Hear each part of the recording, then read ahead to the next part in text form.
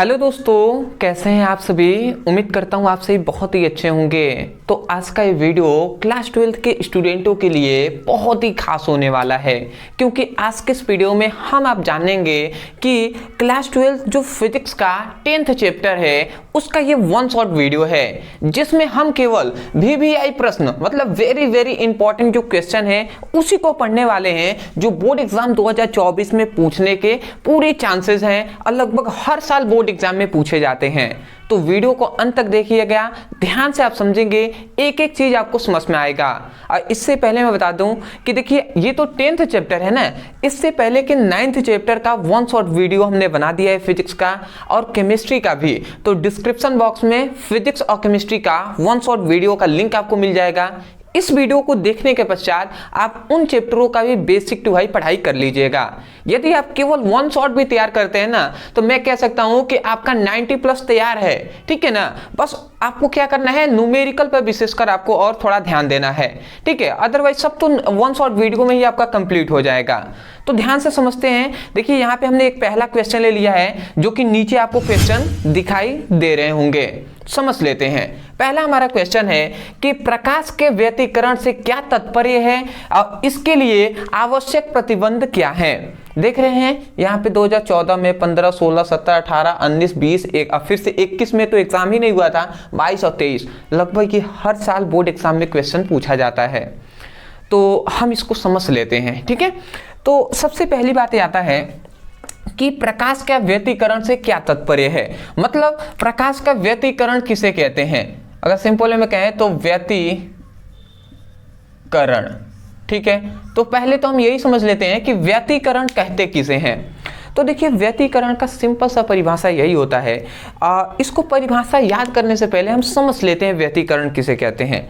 देखिए व्यतिकरण का मतलब है ना कि जब दो या दो से अधिक तरंगे आपस में मिलती हैं तो वो घटना ही व्यतिकरण कहलाता है। परंतु उसमें जब दो तरंगे आपस में मिलेंगे तो उसका कुछ कंडीशन होता है। कंडीशन यही होता है कि जो तरंगे होती हैं, ये याद रखेंगे, जो तरंगे होंगी, जो तरंगे होती हैं वो समान आवृत्ति की होंगी। क्या होंगी? जो तरंगे होनी चाहिए वो कैसी होती हैं? समान आवृत्ति की, मतलब समान आवृत्ति की तरंगे होती हैं। और फिर से दूसरी बात, जो तरंगों की जो दिशा होती है वो क्या होती है? एक समान होती है, एक समान या निश्चित होती है, हम निश्चित भी कह सकते हैं। समझ में आ गया? मतलब तरंगों की जो आवृत्ति होगा, जितने भी जब दो या दो से अधिक तरंगे आपस में मिलेंगी तो उन सभी तरंगों की जो आवृत्ति होनी चाहिए वो समान होनी चाहिए, इक्वल होना चाहिए। और दूसरी बात कि तरंगों की जो दिशा है ना वो भी एक ही दिशा में होना चाहिए, ठीक है, और निश्चित होना चाहिए। समझ गए? तो यहीं से हम परिभाषा क्या कहेंगे, हम क्या कहेंगे कि दो या दो से अधिक तरंग, मतलब दो या दो से अधिक समान आवृत्ति की तरंगे। हमने क्या बताया? दो या दो से अधिक समान आवृत्ति की तरंगे एक ही दिशा में अध्यारोपित होती हैं, एक ही दिशा में, ठीक है, एक समान दिशा में, मतलब एक ही दिशा में, एक ही दिशा का मतलब कि सभी सामान्य हैं, तो एक ही दिशा में अध्यारोपित होती हैं। तो इस घटना को ही प्रकाश का व्यतिकरण कहते हैं। अब ये आपको समझ में आएगा। पहले मैं परिभाषा लिख दे रहा हूं, जब आपको फिगर से हम समझाएंगे तो और भी बेटर तरीके से आपको समझ में आएगा, ठीक है, निश्चिंत रहना है। पहले मैं परिभाषा लिख दे रहा हूं। परिभाषा आप यही लिखेंगे कि जब दो या दो से अधिक समान आवृत्ति की तरंगे, समान आवृत्ति की तरंगे एक निश्चित दिशा में, एक निश्चित दिशा में क्या होती हैं? अध्यारोपित होती हैं, अध्यारोपित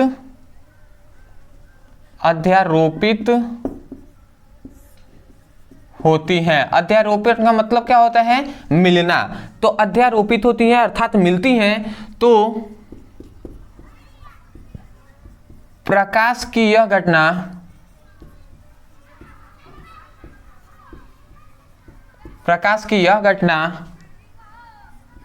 व्यतिकरण कहलाता है। प्रकाश की यह घटना क्या कहलाता है? व्यतिकरण कहलाता है। जैसे हम अगर आपको फिगर से समझा दें तो देखिए व्यतिकरण क्या है। मान लेते हैं ये एक पथ है, ठीक है। देखिए व्यतिकरण का मतलब क्या है कि सपोज डेट ये पहली तरंगे हैं। जैसे सपोज डेट ये एक पहला तरंग है जो इस तरीके से क्या कर रहा है? चल रहा है, ठीक है। मैं थोड़ा सा छोटा बनाऊंगा तो और भी बेटर तरीके से आपको समझ में आएगा, ठीक है। तो हम छोटा ही बना ले रहे हैं। ये सपोज डेट पहली जो तरंगे हैं वो इस तरीके से चल रही हैं, ठीक है। तरंग तो इसी तरीके से चलता है, तो ये पहला तरंग है। अब दूसरा जो तरंग है, सपोज डेट दूसरा जो तरंग है वो इस तरीके से, ठीक है।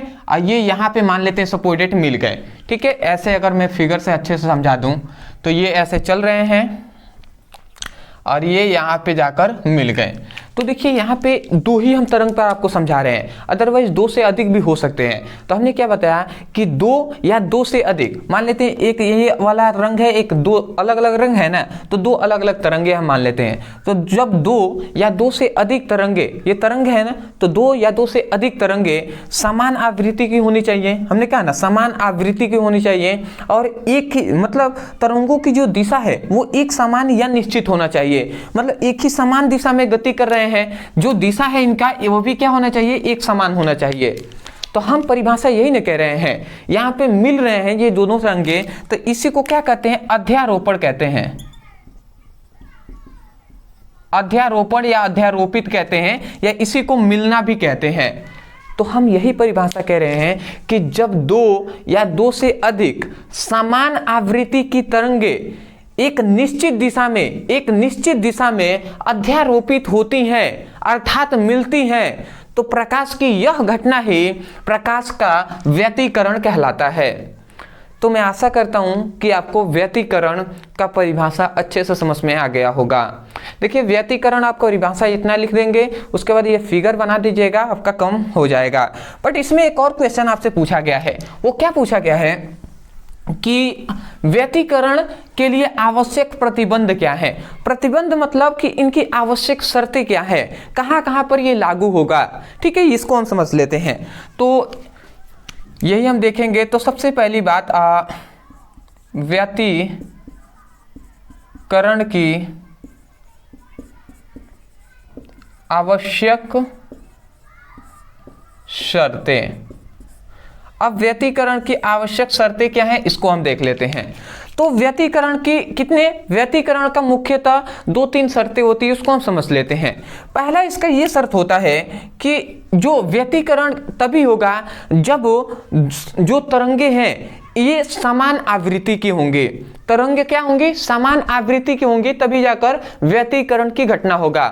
तो इसमें क्या होता है व्यतिकरण में कि तरंगों की आवृत्ति समान होनी चाहिए, ठीक है। इसकी आवश्यक शर्त यह है कि तरंगों की जो आवृत्ति है वो क्या होनी चाहिए? समान होनी चाहिए, इक्वल होनी चाहिए। दूसरी बात कि जो तरंगों की दिशा है वो एक निश्चित दिशा में होना चाहिए, ठीक है। तो ये तो दूसरी इसकी शर्त क्या है कि तरंगों की दिशा निश्चित होना चाहिए, निश्चित होना चाहिए, ठीक है जी। दो बात आप समझ गए कि तरंगों की जो दिशा है वो निश्चित होना चाहिए। तीसरा इसका ये है कि देखिए व्यतिकरण की आवश्यक शर्तों में ये भी शर्त आता है कि देखिए इन दोनों तरंगों का या दो से अधिक तरंगों का अध्यारोपण होना अर्थात मिलना आवश्यक है। क्योंकि यदि ये नहीं मिले तरंगे तो व्यतिकरण की तो घटना ही नहीं होगी, तो इनका मिलना भी आवश्यक है। तो तीसरी यही शर्त है कि दो या दो से अधिक तरंगों का आपस में मिलना आवश्यक है। बात समझ में आ गया कि दो या दो से अधिक तरंगों का आपस में मिलना भी आवश्यक है। तो मैं आशा करता हूं कि यदि आप पूरा इतना लिख देते हैं तो आपको फुल नंबर मिल जाएंगे आपके बोर्ड एग्जाम में। ठीक है, बहुत ही इंपॉर्टेंट ये क्वेश्चन है, मैं आशा करता हूं आप समझ गए होंगे। तो आप इसका स्क्रीनशॉट ले लीजिए। एक और मैं बता दूं, देखिए यही व्यतिकरण की दो घटनाएं होती हैं। एक व्यतिकरण के दो प्रकार होता है, एक संपोषी व्यतिकरण, एक होता है विनाशीय व्यतिकरण। तो वो भी आपका प्रकार भी इंपॉर्टेंट है, तो उसको पढ़ लीजिएगा। उतना इंपॉर्टेंट नहीं है बट हाँ प्रकार इंपॉर्टेंट है। तो ये संपोषी व्यतिकरण के ही प्रकार हैं। ठीक है, और ये जो है एक और मैं आपको बता दे रहा हूं, विनाशी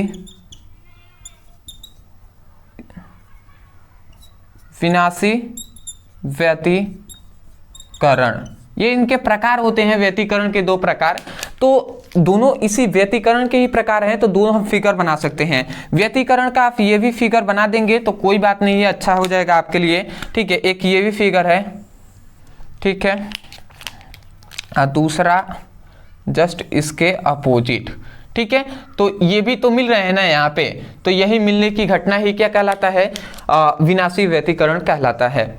ठीक है, तो ये सब हम प्रकार पे डिस्कस नहीं करेंगे क्योंकि प्रकार ज़्यादा इंपॉर्टेंट नहीं है। जो इंपॉर्टेंट है वही हम केवल आपको देखना है, आपको हम बता रहे हैं। तो मैं यही कहूँगा कि ध्यान से आपको पढ़ते हुए चलना है।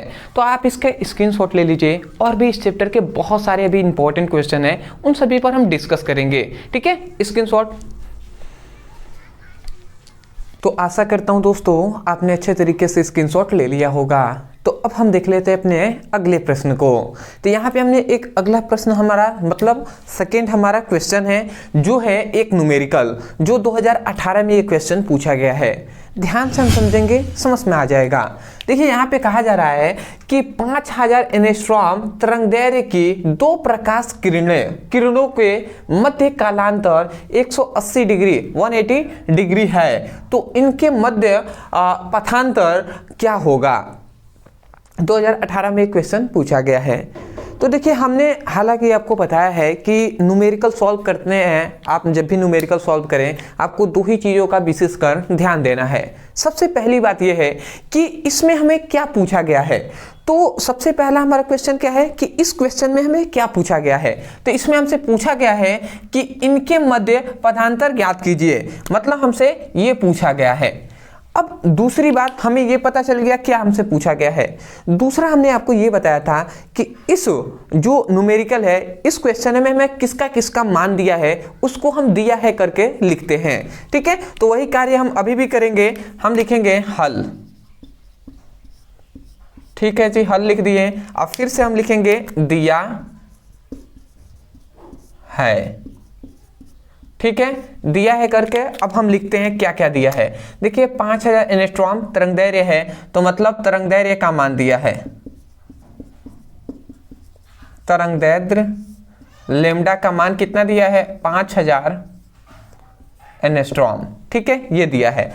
अब देखिए एंगस्ट्रॉम को हम चेंज करेंगे, तो अगर मीटर में हम चेंज करते हैं तो क्या होगा, ये 5000 है ना, एंगस्ट्रॉम को मीटर में चेंज करेंगे तो 5000, अगर एंगस्ट्रॉम को चेंज करते हैं तो यहाँ पे 10⁻⁻10 मीटर हो जाएगा। यहाँ पे इतना अगर हम मीटर में चेंज कर रहे हैं तो 10⁻⁻10 से क्या करना होगा, गुणा करना होगा।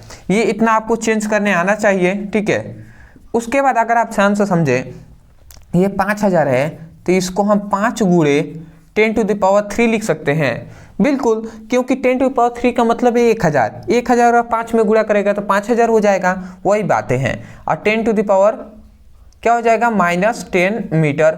ठीक है, ये मीटर लिखने की ज़रूरत नहीं है, बट ऐसे ही आपको समझाने के लिए। ठीक है, अब समझिए, ये 10⁻³ है प्लस में, और ये 10⁻³ है। तो अगर हम इसका निकालते हैं तो देखिए ये -10 है ना, -10 में से 3 चला गया तो 5 × 10⁻⁻7 मीटर आ जाएगा। तो ये हमारा मान आया किसका, तरंग दायरे का। ठीक है, तो तरंग दायरे का हमारा ये मान आ गया। मैं आशा करता हूँ आपको सबसे पहला कि जो तरंग दायरे का मान इतना है ये आपको समझ में आ गया होगा। उसके बाद कह रहा है कि यहाँ पे कलांतर का मान 180 डिग्री दिया है, तो हम लिखेंगे कलांतर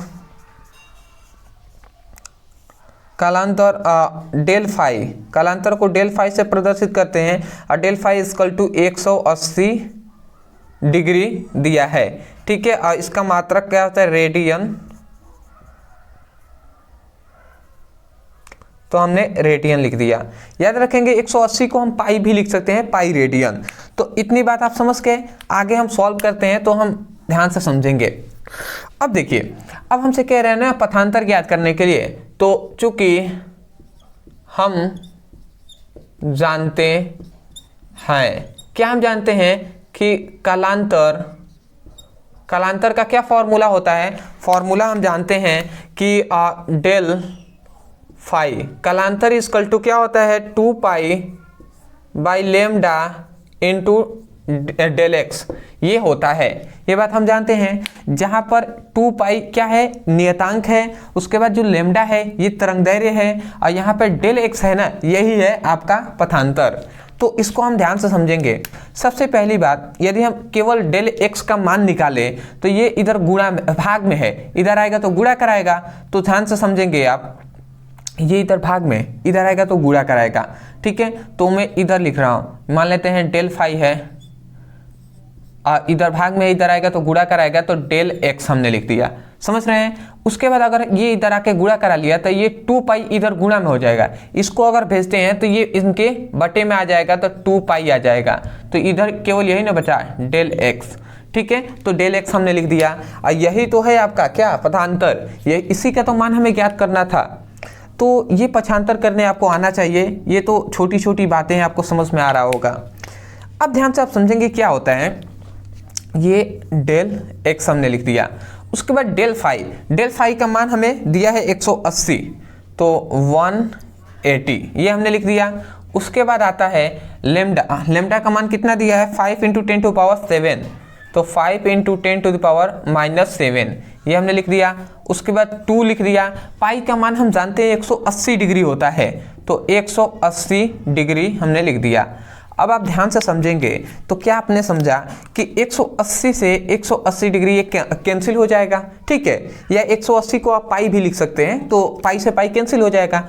उसके बाद अब क्या बचा, ध्यान से आप समझेंगे।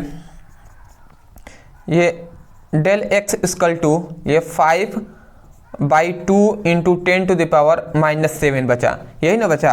अब 2 में अगर 5 का हम भाग देते हैं, 2 से 5 में भाग देंगे तो कितना आ जाएगा, 2 दूना 4 और 2 पचे 10, मतलब 2.5 × 10⁻⁻7 आ जाएगा। ठीक है, और ये मीटर में आ जाएगा। ठीक है, तो ये आपका आंसर आ गया। यही आपका क्या है, पथांतर का मान है del x equal to 2.5 × 10⁻⁻7 metre, जो कि आपको समझ में आ गया होगा। तो यही है आपका न्यूमेरिकल।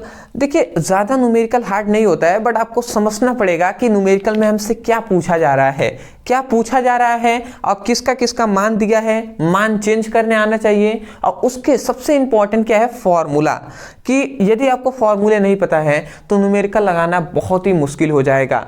इसीलिए हालांकि हमने बहुत ही पहले फिजिक्स और केमिस्ट्री दोनों का पूरे संपूर्ण किताब का फॉर्मूला हमने करा दिया है एक ही वीडियो में। तो यदि आप पढ़ना चाहते हैं तो आप YouTube पर सर्च कर सकते हैं कि class 12 physics formula brother sir, इतना लिख के सर्च करेंगे, वीडियो आपको YouTube पर मिल जाएगा, तो वहाँ से पढ़ाई कर सकते हैं। देखिए सर्च करने आना चाहिए कि कैसे हम सर्च करेंगे तो क्या हमें वीडियो मिलेगा। बहुत से ऐसे स्टूडेंट हैं ना जिनको सर्च करने ही नहीं आता। ठीक है, तो आपको खासकर आना चाहिए। तो आप स्क्रीनशॉट ले लीजिए, और भी बहुत सारे अभी क्वेश्चन इस चैप्टर के हैं जिनको हमें देखना अनिवार्य है, और उन सभी को हम देखेंगे। ठीक है, स्क्रीनशॉट। तो मैं आशा करता हूं दोस्तों आपने अच्छे तरीके से स्क्रीनशॉट ले लिया होगा। तो अब हम देख लेते हैं अपने अगले प्रश्न को। तो देखिए यहाँ पे हमने दो प्रश्न को ले लिया है, एक एक करके समझेंगे। पहला हमारा प्रश्न है उसको समझ लेते हैं, उसके बाद दूसरे प्रश्न को भी समझेंगे, ठीक है। तो जो हमारा पहला प्रश्न है देख सकते हैं 2018 में, 19 में, 22 में और 23 में क्वेश्चन पूछा गया है। वो क्या क्वेश्चन है, कह रहा है कि कला संबंध स्रोत से आप क्या समझते हैं। मतलब कला संबंध स्रोत क्या होता है ये आपको बताना है। तो मैं आपको सिंपल वे में बता रहा हूं, यहां पे आप समझेंगे, समझ गए, परिभाषा यूं ही याद हो जाएगा। इसमें यह बताया जाता है कि ऐसा स्रोत, आप ध्यान से थोड़ा सा समझेंगे, यहां पे क्या बताया गया, यहां पे ये बताया गया कि ऐसा कोई भी स्रोत, ऐसा स्रोत जो मैं इस कलर से लिखते रहा हूं, ऐसा स्रोत जिसमें से जो उत्पन्न जो तरंगे होंगी, ऐसा स्रोत जिसमें से जो उत्पन्न तरंगे होंगी तो उनकी तरंगों की जो आवृत्ति होगा वो समान होंगे, जो तरंग होंगे वो समान आवृत्ति के होंगे।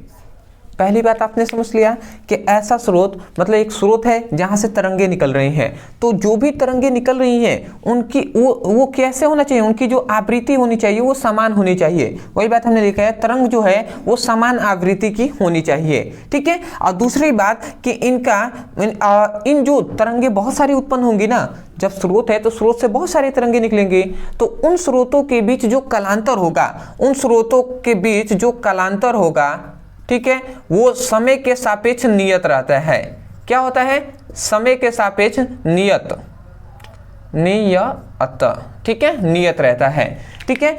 हमने क्या बताया, अब ध्यान से समझेंगे। ऐसा स्रोत जिससे निकलने वाली जो तरंगे होती हैं वो समान आवृत्ति की होती हैं तथा उन तरंगों के बीच जो कलांतर होता है वो नियत हो, समय के सापेक्ष नियत होता है। तो उस प्रकार के स्रोत को ही हम कला संबंध स्रोत कहते हैं।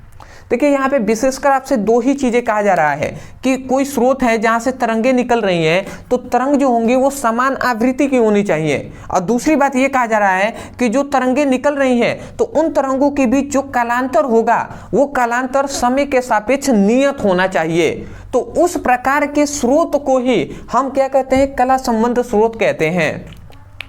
वही बात हमने यहाँ पे परिभाषा में भी लिखा है कि ऐसा स्रोत जिसमें से उत्पन्न तरंगों की आवृत्ति समान होती है तथा जिनके बीच कालांतर समय के सापेक्ष नियत बना रहता है, तो उस स्रोत को ही कला संबंध स्रोत कहते हैं। सिंपल सा है कि नहीं, कि ऐसा स्रोत जिसमें से उत्पन्न तरंगों की आवृत्ति समान होती है तथा उनके बीच, उनके मतलब तरंगों के बीच का कालांतर क्या होता है, समय के सापेक्ष नियत रहता है या नियत बना रहता है। तो उस प्रकार के स्रोत को ही हम कला संबंध स्रोत कहते हैं। तो मैं आशा करता हूं कि आपको अच्छे तरीके से समझ में आ गया होगा। देखिए कुछ चीज़ें होती हैं जिसको समझ पे तो आ जाएगा बट उसको याद करना होता है। जैसे इसमें मैं क्या आपको याद कराऊं, ठीक है, समझ में तो आ ही गया। दो ही चीज़ों पर विशेषकर ध्यान देना चाहिए, जो है तरंगे समान आवृत्ति के होने चाहिए और दूसरा तरंगों के बीच जो कालांतर है वो नियत होना चाहिए। अगर ये दोनों चीज़ समझ गए तो उस प्रकार के स्रोत को हम कला संबंध स्रोत कह देंगे। तो कुछ चीज़ें ऐसी हैं जिसको थोड़ा सा ध्यान से समझकर याद करना होगा। जैसे ये टॉपिक है, आप याद कर लीजिएगा, ठीक है। आते हैं अपने अगले प्रश्न पे। अगला हमारा चौथा प्रश्न है कि ऐसी दो भौतिक राशियों का उल्लेख कीजिए जो प्रकाश की तरंगों की प्रकृति की पुष्टि करते हैं। एक बार और हम पढ़ लेते हैं, ऐसी दो भौतिक घटनाओं का उल्लेख कीजिए जो प्रकाश की तरंग प्रकृति की पुष्टि करते हैं। 2017 में 18 में यह क्वेश्चन पूछा गया है। यहाँ पे यही हमसे कह रहा है ना कि ऐसी दो भौतिक घटनाओं का नाम आपको बता देना है जो पुष्टि करता है, जो प्रूफ करता है कि प्रकाश की तरंग प्रकृति की, मतलब प्रकाश की तरंग प्रकृति की पुष्टि करता है। मतलब ये है कि प्रकाश तरंगों के रूप में गति करता है, इसकी पुष्टि करता है। और वो कौन कौन सी घटनाएं हैं, तो दो ही तो घटनाएं हैं ना, क्या है, व्यतिकरण है और एक है विवर्तन है। अब विवर्तन जब हम पढ़ाएंगे तो आपको समझ में आएगा, ठीक है। अभी के लिए आपको यही याद रखना है कि इसकी दो ही भौतिक घटनाएं होती हैं। दो भौतिक घटनाएं कौन कौन सी है, एक है प्रकाश का व्यतिकरण तथा विवर्तन। ठीक है, तो प्रकाश का व्यतिकरण एक है, एक है प्रकाश का विवर्तन। ये दो घटनाएं हैं जो प्रूफ करती हैं कि प्रकाश तरंगों के रूप में गति करता है।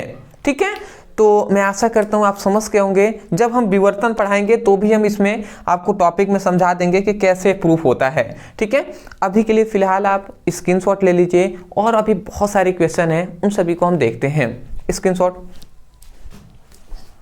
आशा करता हूं दोस्तों आपने अच्छे तरीके से स्क्रीनशॉट ले लिया होगा। तो अब हम देख लेते हैं अपने अगले प्रश्न को। तो यहाँ पे हमारा 5वां प्रश्न है कि प्रकाश के विवर्तन से क्या तात्पर्य है, जो कि आपका क्वेश्चन ये है 2016 में, 17 में, 18 में, 19 में, 22 में, 23 में क्वेश्चन पूछा गया है। तो हालांकि बहुत ही इंपॉर्टेंट है, इसको हम समझ लेते हैं। हालांकि ये सब टॉपिक हमने बहुत ही पहले करा दिया है, बट बहुत से ऐसे स्टूडेंट हैं जो न्यू हैं, चाहे वो चाहते हैं कि रिवीजन इसके साथ साथ हो जाए, या बहुत से ऐसे स्टूडेंट हैं जो वन शॉट के भरोसे ही पढ़ाई कर रहे हैं। तो उन सभी स्टूडेंटों के लिए हम सभी टॉपिक करा रहे हैं। तो जो भी स्टूडेंट इसको याद है वो रिवीजन के तौर पे आप इसको पढ़ाई कर सकते हैं। तो समझते हैं हम इसको कि प्रकाश का विवर्तन किसे कहते हैं। देख रहे हैं, बहुत इंपॉर्टेंट है। क्या अभी आपको याद है कि प्रकाश का विवर्तन किसे कहते हैं? प्रकाश का विवर्तन, देखिए विवर्तन क्या है? प्रकाश की ही एक घटनाएं है। ठीक है, क्या है? प्रकाश की एक घटना है। अब विवर्तन किसे कहते हैं, मैं आपको थोड़ा सा ऐसे ही इस वे में समझाने का प्रयास करूं तो देखिए, विवर्तन आपने प्रतिबिंब बनना किसी भी देखा होगा। ठीक है, जहां पर आप खड़े हों, ठीक है, लाइट इस तरीके से आ रही है तो आप देखेंगे तो इधर आपका, ठीक है, नीचे आपका प्रतिबिंब बनेगा, ऐसे आपने देखा होगा। तो आप ध्यान से अगर देखे होंगे तो आपको एक चीज उसमें दिखाई देगी कि जब प्रतिबिंब बनता है तो प्रतिबिंब का जो कॉर्नर होता है, जो किनारा होता है, वो थोड़ा ज्यादा गाढ़ा होता है। ठीक है, वो क्या होता है? थोड़ा ज्यादा गाढ़ा होता है। तो ये जो घटना है ना, उसी घटना को ही हम क्या कहते हैं? प्रकाश का विवर्तन कहते हैं। अब आप कहेंगे ये कौन सा मतलब होगा, तो हम समझ लेते हैं थोड़ा सा फिगर से, उसके बाद आपको अच्छे से परिभाषा तो यूं ही याद हो जाएगा। देखिए क्या होता है, जैसे सपोज डेट ये एक वस्तु है, आप थोड़ा सा ध्यान से समझिएगा। मैं थोड़ा सा इसको ऐसे बना ले रहा हूं। ये एक वस्तु है, ठीक है जी, हमने मान लिया कि ये एक वस्तु है, आप कह रहे होंगे ठीक है, ये एक वस्तु है। अब यहाँ पे क्या होता है कि यहाँ पे सपोज डेट यहाँ पे सूर्य है, मान लेते हैं कोई प्रकाश है जो यहाँ से आपतित हो रहा है। ठीक है, इतनी बात आप समझ गए कि मान लेते हैं लाइट यहाँ से आपने फोकस जलाया हुआ है, ये आगे आपने क्या रख दिया है? एक वस्तु को रख दिया है। तो इस वस्तु के आगे क्या बनेगा? प्रतिबिंब बनेगा। तो इस वस्तु का जो प्रतिबिंब बन रहा है, ये जो वस्तु है ना, ये वस्तु, तो इस वस्तु का यहाँ पे प्रतिबिंब बनता है। कहाँ पे? इस वस्तु का यहाँ पर एक प्रतिबिंब बनता है। बट आप देखे होंगे कि प्रतिबिंब ज्यादातर ना आपका जो बनेगा वो थोड़ा सा वस्तु से बड़ा ही होगा। ठीक है, जैसे इस प्रकार। ठीक है, तो ये वस्तु का प्रतिबिंब बन गया। तो इसको हम क्या कहेंगे? ज्यामितीय छाया कहेंगे।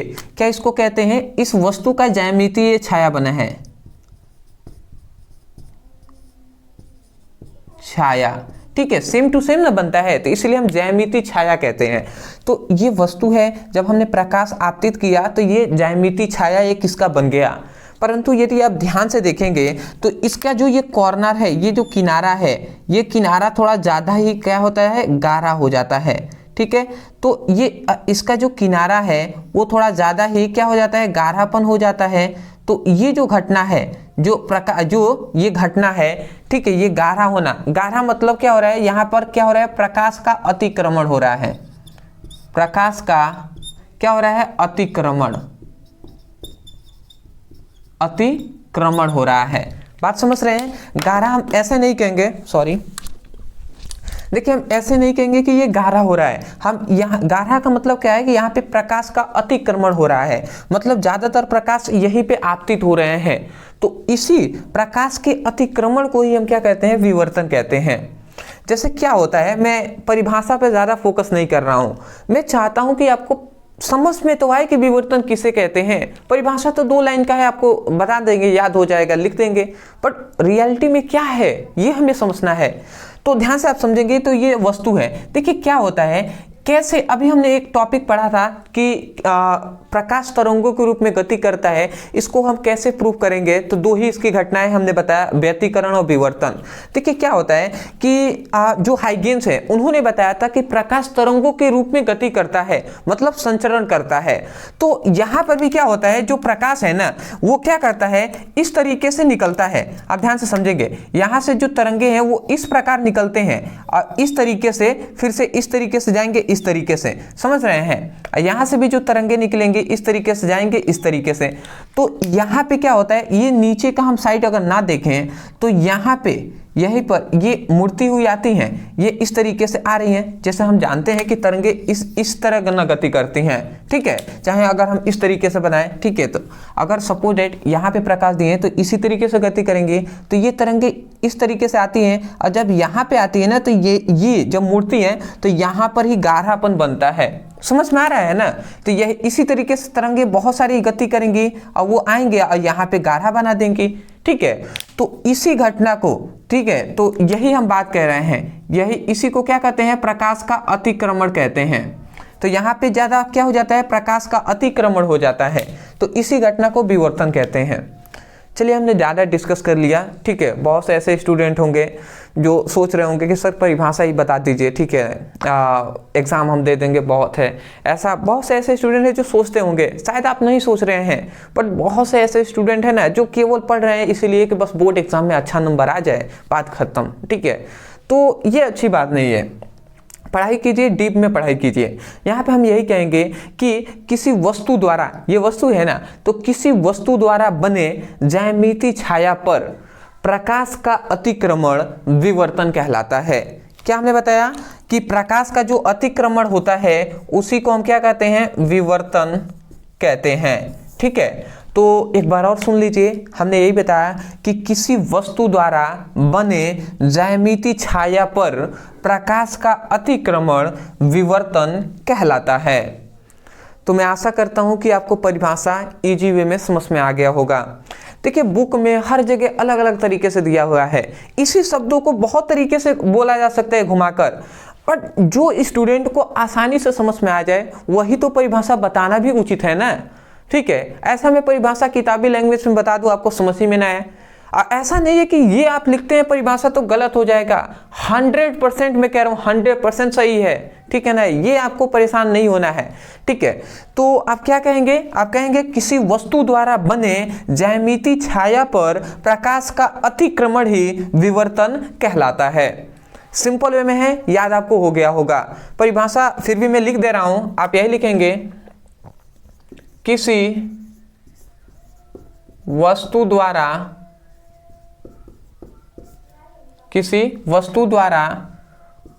बने ज्यामितीय छाया पर प्रकाश का अतिक्रमण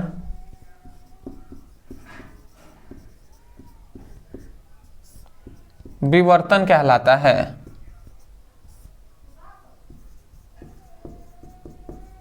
ठीक है, तो मैं आशा करता हूं आपको समझ में आ गया होगा। तो देखिए यहाँ पे केवल हमें यही बताना था कि विवर्तन से क्या तात्पर्य है। आप ये परिभाषा लिखकर आप चाहें तो ये फिगर बना दीजिएगा और भी बेटर रहेगा। ठीक है, तो स्क्रीनशॉट ले लीजिए और कुछ क्वेश्चन है उसको हम देख लेते हैं। ठीक है, उसके बाद हम वीडियो को समाप्त करेंगे। ठीक है, तो स्क्रीनशॉट ले लीजिए। तो आशा करता हूं दोस्तों आपने अच्छे तरीके से स्क्रीनशॉट ले लिया होगा। तो अब हम देख लेते हैं अपने अगले प्रश्न को। तो ये हमारा छठा प्रश्न है जो है हाइगेन्स के द्वितीयक तरंगिकाओं के सिद्धांत की विवेचना कीजिए। ये लगभग हर साल बोर्ड एग्जाम में आता है, देख सकते हैं 14 में, 17 में, 18 में, 19 में, 22 में, 23 में ये क्वेश्चन पूछा गया है। तो बहुत ही इंपॉर्टेंट है, हम इसको समझ लेते हैं। देखिए हालांकि ये सब टॉपिक हमने करा दिया है, यदि आपको अच्छे से याद है तो बहुत ही अच्छी बात है। रिवीजन के तौर पे आप इसको देख सकते हैं और जिन विद्यार्थियों को याद नहीं है ध्यान से आप समझेंगे, आपको याद हो जाएगा। देखिए यहां पे लिखा गया है, सबसे पहले आप हेडिंग डालेंगे हाइगेन्स के द्वितीयक तरंगिका का सिद्धांत। तो देखिए एक हाइगेन्स नामक एक वैज्ञानिक हैं जिन्होंने, ठीक है, हाइगेन्स नामक एक वैज्ञानिक थे जिन्होंने जो तरंगों के संबंध में कुछ नियम प्रस्तुत किए, तरंगों के संबंध में कुछ नियम प्रस्तुत किए, और उसी नियम को ही हम हाइगेन्स के तरंग सिद्धांत के नाम से जानने लगे। ठीक है, तो वही बात को हमने यहां पे लिखा है कि हाइगेन्स नामक वैज्ञानिक ने तरंगों के संबंध में कुछ नियम प्रस्तुत किया, जिसे हाइगेन्स के द्वितीयक तरंगिका के सिद्धांत के नाम से जानते हैं। मैं आशा करता हूं इतनी बात आपको समझ में आ गया होगा। बट हाइगेन्स के द्वितीयक तरंगिकाओं के सिद्धांतों के नाम से हम जानते हैं, अच्छी बात है, बट हमें इस सिद्धांत में क्या बताया गया ये भी तो हमें लिखना होगा ना। तो इसीलिए आप फिर से नीचे हेडिंग डालेंगे हाइगेन्स के सिद्धांत के अनुसार, मतलब हाइगेन्स के द्वितीयक तरंगिकाओं के सिद्धांतों के अनुसार क्या बात बताया गया, दो बात बताया गया। पहला ये है कि प्रत्येक मूल को हम प्राथमिक भी कह सकते हैं, तो प्रत्येक प्राथमिक तरंगों के बाद एक दूसरा तरंग उत्पन्न होता है जिसे हम द्वितीयक तरंग कहते हैं। देखिए इसको हम ज़्यादातर अच्छे तरीके से कब समझ पाएंगे, जैसे मैं आपको बताऊं तो मान लेते हैं आप एक कंकड़ लिए हुए हैं और ये आपके पास में कोई तालाब है या नदी है, तो आप क्या करते हैं, कंकड़ को उसमें फेंकते हैं। तो जब आप फेंकेंगे तो आपने देखा होगा कि वो जो पानी होता है वो अप डाउन होते हुए आगे बढ़ता हुआ प्रतीत होता है। जैसे आपने कोई कंकड़ है और उसको आपने फेंका तो वो कैसे इस तरीके से प्रतीत होता है, आपको मैं आपको दिखाऊं तो वो लगभग गोले के तरीके से, इस तरीके से वो क्या होता है, वो इस तरीके से होने लगता है। आपने ऐसा बहुत बार देखा भी होगा। समझ पा रहे हैं मैं क्या बताने का प्रयास कर रहा हूं आपको। एक कंकड़ है, उसको पानी में फेंकिएगा, जब फेंकेंगे तो आप देखेंगे कि एक गोले के आकार के तरफ से वो आगे बढ़ते हुए चला जाता है। तो इस तरीके से, तो वही हम उसको वहाँ पे भी तरंग ही कार्य करता है, तो इसीलिए हम इसका एग्जाम्पल इस तरीके से हम समझ लेते हैं। तो देखिए हाइगेन्स ने यही बताया कि प्रत्येक प्राथमिक तरंगों के बाद एक दूसरा तरंग उत्पन्न होगा जिसे हम द्वितीयक तरंग कहेंगे। जैसे ये मान लेते हैं ये प्रथम तरंग है, ठीक है, प्राथमिक तरंग है, और ये द्वितीयक तरंग है। प्राथमिक तरंग के बाद एक देख रहे हैं दूसरा तरंग उत्पन्न हुआ, तो इसे हम द्वितीयक तरंग कहेंगे। ठीक है, तो देखिए ये जो है फर्स्ट वाला मैं यहाँ पे लिख दे रहा हूं, ये है प्राथमिक तरंग, और ये जो है ये है द्वितीयक तरंग। बात समझ में आ गया।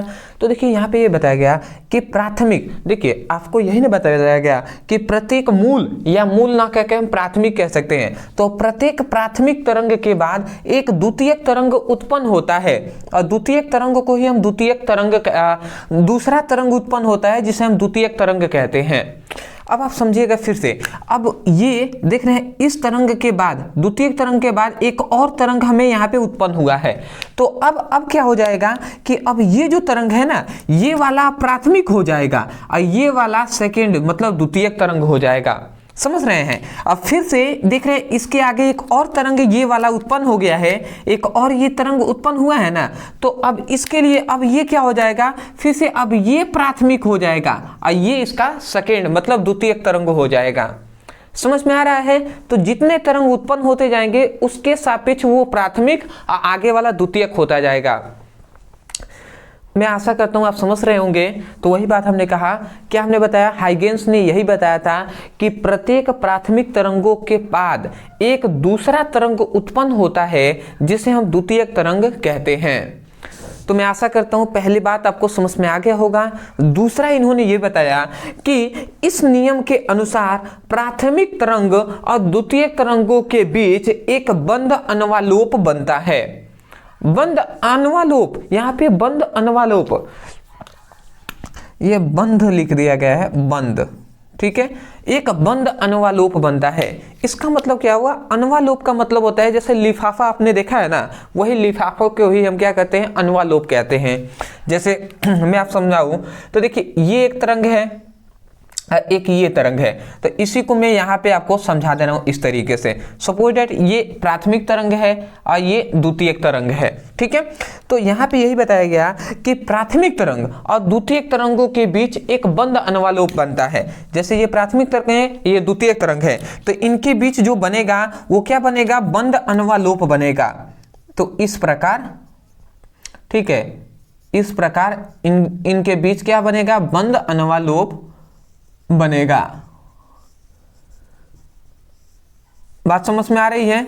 इनके बीच बंद अनुवालोप बनेगा। बंद अनुवालोप का मतलब जैसे लिफाफा होता है उस तरीके से बनता है, ठीक है। तो यही बात है, दो आपको समझ में आ गया। पहला इन्होंने ये बताया कि प्रत्येक प्राथमिक तरंग के बाद एक दूसरा तरंग उत्पन्न होता है जिसे हम द्वितीयक तरंग कहते हैं। और दूसरी बात ये बताया कि प्राथमिक तरंग और द्वितीयक तरंगों के बीच एक बंद अनुवालोप बनता है। तो यही है हाइगेन्स का द्वितीयक तरंगिका का सिद्धांत। यदि आप इस तरीके से बोर्ड एग्जाम में लिखते हैं, फिगर बना देते हैं, मैं आपको पूरी गारंटी के साथ कह सकता हूं कि 5 नंबर आपको बिल्कुल मिल जाएंगे इतना ही लिखने से। समझ में आ गया होगा आपको? तो स्क्रीनशॉट ले लीजिए, आगे के जो क्वेश्चन है उसको हम देख लेते हैं। स्क्रीनशॉट। आशा करता हूं दोस्तों आपने अच्छे तरीके से स्क्रीनशॉट ले लिया होगा। तो अब हम देख लेते हैं अपने अगले प्रश्न को। तो देखिए यहाँ पे हमने 4 प्रश्न को ले लिया है, 4 क्वेश्चन है, इसको आपको तैयार कर लेना है, ठीक है। जो कि हालांकि ये सभी टॉपिक आपके समय तो लेंगे, ज़्यादा समय लगेगा, और इन सभी टॉपिक को हमने बहुत ही पहले करा दिया है, और ये सभी टॉपिक 5-5 नंबर वाले हैं, तो इसको आप पढ़ लीजिएगा, ठीक है। वो भी कैसे पढ़ना है वो भी हम आपको बताएंगे, ठीक है। तो पहला हमारा इंपॉर्टेंट क्वेश्चन ये है कि हाइगेन्स के द्वितीयक तरंगिकाओं के सिद्धांतों की सहायता से, याद रखेंगे, सिद्धांतों की सहायता से क्या तरंगों के अपवर्तन की व्याख्या, मतलब हाइगेन्स के द्वितीयक तरंगिकाओं के सिद्धांतों के आधार पर जो तरंगों के अपवर्तन की व्याख्या कीजिए, ठीक है, तथा स्नेल के नियम का निगमन कीजिए। और इसी में स्नेल का नियम का निगमन करने को कह रहा है। देख रहे हैं 2014, 18, 19, 20, फिर से 22, 23 लगभग हर साल पूछा जा रहा है। इंपॉर्टेंट क्वेश्चन है बहुत, आप तैयार कर लीजिएगा। आप केवल YouTube पर यही लिखेंगे हाइगेन्स के द्वितीयक तरंगिकाओं के सिद्धांत के आधार पर अपवर्तन, ठीक है। प्रकाश, यहाँ पे तरंग का है ना, यहाँ पे प्रकाश का अपवर्तन भी कह देगा, ठीक है। तो इससे कंफ्यूज नहीं होगा ना, है तरंग का है या प्रकाश का है।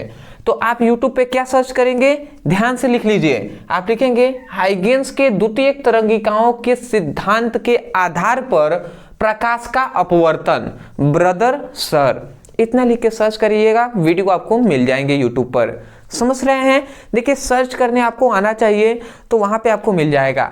तो यहाँ पे देखिए ये दोनों क्वेश्चन सेम टू सेम है, थोड़ा सा बस डिफरेंट है। यहाँ पे तरंगों का अपवर्तन कह रहा है, अपवर्तन की व्याख्या कीजिए, और यहाँ पे क्या कह रहा है कि हाइगेन्स के द्वितीयक तरंगिकाओं के सिद्धांत पर प्रकाश के परावर्तन की व्याख्या।